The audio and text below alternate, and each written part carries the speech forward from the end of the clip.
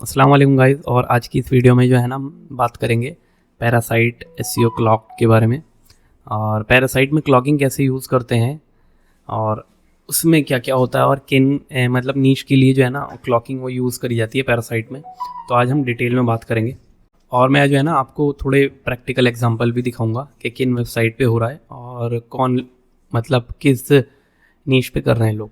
ठीक है, तो चलिए वीडियो को स्टार्ट करते हैं। वीडियो को स्टार्ट करने से पहले चैनल को सब्सक्राइब कर दें, बेल नोटिफिकेशन ऑन कर लें और वीडियो के लास्ट तक बने रहें, क्योंकि मैं जो है ना आपको लास्ट में प्रैक्टिकल दिखाऊंगा कि आप वो कैसे कर रहे हैं, मतलब क्या कर रहे हैं और कौन सी वेबसाइट पर कर रहे हैं।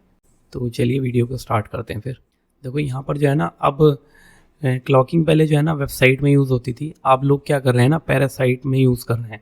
मतलब आप जानते हो कि पैरासाइट में PDF अपलोड करते हैं हम लोग और उसे रैंक कराते हैं। तो वो क्या करते हैं कि PDF अपलोड करने के बाद उसमें जो URL ऐड करते हैं ना उसमें क्लॉकिंग करते हैं।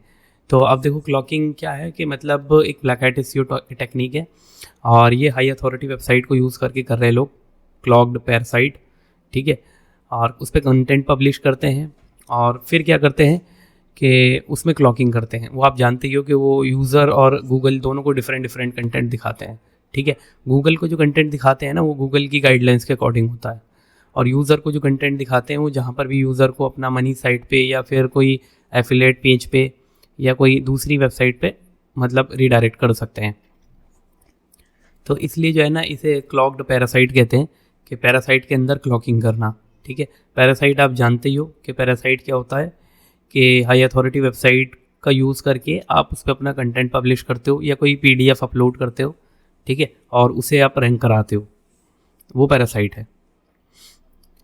अब क्लॉकिंग के बारे में बात करें हम, तो क्लॉकिंग क्या है? क्लॉकिंग एक मतलब ऐसा सॉफ्टवेयर होता है या क्लॉकिंग जो है ना वो इसलिए यूज़ की जाती है कि आप कोई ऐसे कंटेंट होते हैं जो गूगल की गाइडलाइंस के अकॉर्डिंग सही नहीं होते और उनमें क्या है कि वो गूगल उन्हें अप्रूव भी नहीं करता और जैसे ही कोई वेबसाइट उस पर बनती है ना तो वो या तो वो डीइंडेक्स हो जाती है, रैंकिंग डाउन जाती है उसकी, तो और वो जल्दी रैंक भी नहीं करती। ठीक है, और तो फिर क्या होता है ना कि लोग उसके लिए क्लॉकिंग यूज़ करते हैं और बहुत सारे लोग गूगल एड्स में भी यूज़ करते हैं क्लॉकिंग को। एसईओ में भी क्लॉकिंग यूज़ हो रही है आजकल। और देखो क्या है ना, अब यहाँ पे बात करें ना real user sees different content. अब यहाँ पर क्या होता है ना, लोग एफिलिएट, बैटिंग, कसिनो या फार्मा या अडल्ट वेबसाइट उनके लिए यूज़ करते हैं क्लॉकिंग। ठीक है, अब हाउ क्लॉक्ड पैरासाइट वर्क, अब ये कैसे काम करता है? लोग पहले क्या करते हैं कि फर्स्ट स्टेप पे हमें एक आर्टिकल क्रिएट करना होता है हाई अथॉरिटी वेबसाइट पे, ऐड कीवर्ड ऑप्टिमाइजेशन, उस पर कीवर्ड ऑप्टिमाइजेशन कर दिया। अब वो गूगल पे जैसे ही रैंक होता है, रैंक कर गया वो गूगल पे, तो क्या करेंगे, अप्लाई उसमें स्क्रिप्ट, क्लॉकिंग की स्क्रिप्ट उसमें अप्लाई कर देंगे। ठीक है, अब redirect real user to money web page, मतलब क्या है, जो यूज़र आता है ना उस वेबसाइट पे, जो ट्रैफिक आता है वो फिर वो उसे अपनी मनी पेज पे रीडायरेक्ट कर देते हैं। अब बात करें कि सम पीपल यूज़ और किस तरह की क्लॉकिंग यूज़ करते हैं। यूज़र एजेंट डिटेक्शन, ठीक है, IP फिल्टरिंग, जावास्क्रिप्ट रीडायरेक्ट और सर्वर साइड क्लॉकिंग। अब मैं बताऊं आपको सबसे ज़्यादा जो यूज़ होती है ना वो IP फिल्टरिंग यूज़ होती है और इसके सॉफ्टवेयर भी आते हैं। ये IP के हिसाब से रीडायरेक्ट करती है। इनके पास क्या होता है कि गूगल बोट की मैक्सिमम IPs होती हैं। ठीक है, IP लिस्ट होती है इनके पास गूगल बोट की। तो ये क्या करते हैं कि उसे फिर उसके अकॉर्डिंग जो है ना, जैसे ही गूगल बोट आता है तो उसे फिर अपना नॉर्मल पेज शो करते हैं और कोई यूज़र आता है तो फिर उसे मनी साइट पर सेंड कर देते हैं। और बाकी के ये यूज़र एजेंट डिटेक्शन, ये नॉर्मल क्लॉकिंग है, ये डिटेक्ट हो जाती है गूगल के। ठीक है, गूगल बोट इसे डिटेक्ट कर लेता है। जावा स्क्रिप्ट रिडायरेक्शन, ये भी मतलब काफ़ी हद तक जो है ना गूगल इसे डिटेक्ट करता है। और सर्वर साइड क्लॉकिंग ये होती है कि PHP की वेबसाइट में स्क्रिप्ट वगैरह ऐड करके उसे क्लॉकिंग करते हैं। ठीक है, पर सबसे ज़्यादा जो यूज़ होती है ना वो IP फिल्टरिंग यूज़ होती है। इसे जो है ना गूगल जल्दी डिटेक्ट नहीं कर पाता और थोड़े लंबे टाइम तक चल जाती है।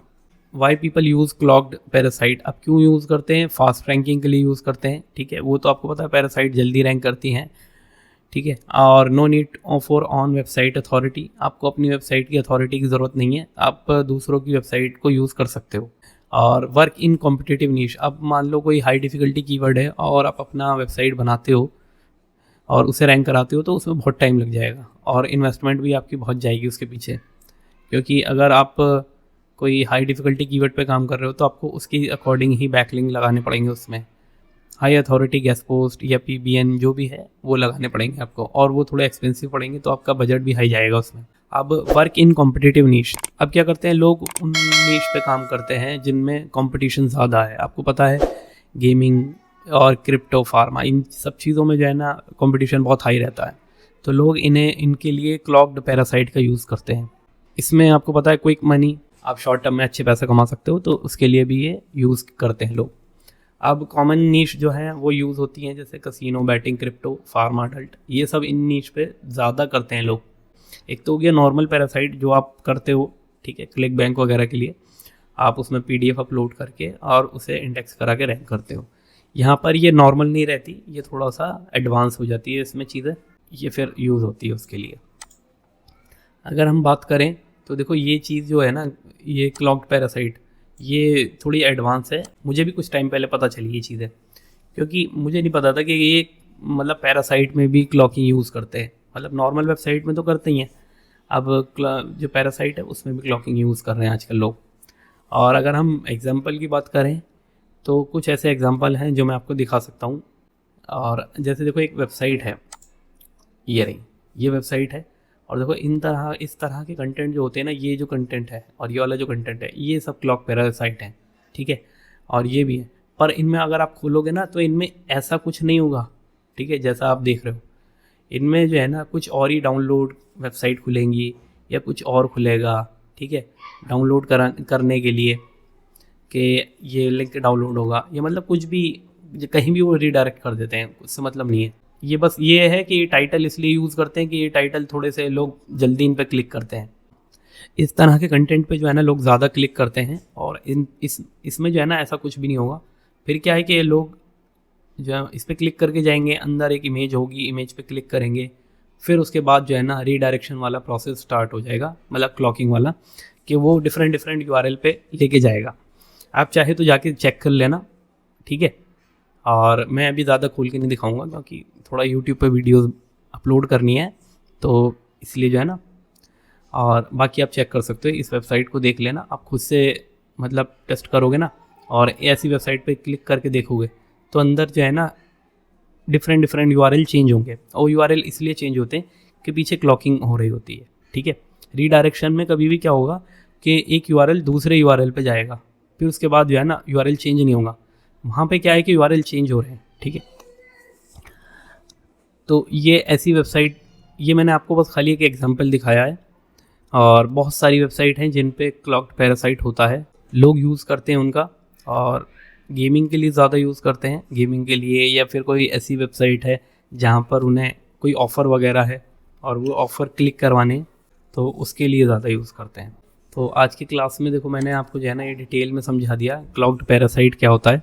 और अगर आप इसे मतलब आप जो है ना इसका प्रैक्टिकल कोर्स करना चाहते हैं, या आपको कोई प्रॉब्लम आ रही है इसे समझने में, या आप इसका कोई प्रैक्टिकल कोर्स करना चाहते हैं, तो आप मुझे बताना, मैं इसके लिए कोर्स रिकॉर्ड कर दूंगा और फिर आप वो ले सकते हैं, ठीक है।